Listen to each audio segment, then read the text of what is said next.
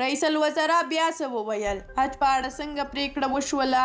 لیدونکو په خیر راغلی ویډیو حتما وګورئ ترڅو خبر شئ.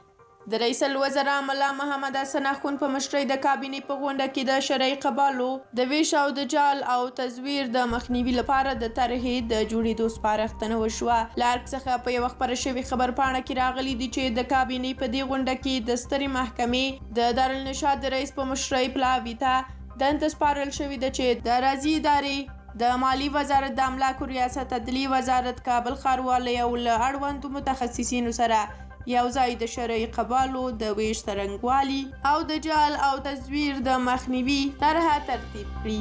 سرچینې زیاته کړې د اداري کمیسیون موظف شوی دی چې د اقتصاد وزارت او د احصایي او معلوماتو ادارې له استازو سره بهرنیو اتباعو ته د کار جواز د ویش د څرنګوالي او په بهرنیو هیوادونو کې د میشتو افغان کارګرانو د ستونزو حل په موخه د کار اتشي رامنځته کولو او په هیواد کې د بیکارۍ کچې د راکمولو لپاره ترتیب شوې طرحې وڅېړي او پایلې یې د کابینې غونډې ته وړاندې کړي.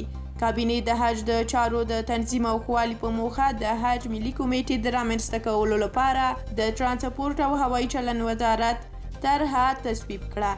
ډیره مننه چې تاسو ویډیو تر اخره ولیدله. له سوله افغان څخه د نورو ویډیوګانو په تمه اوسئ. تر بیا.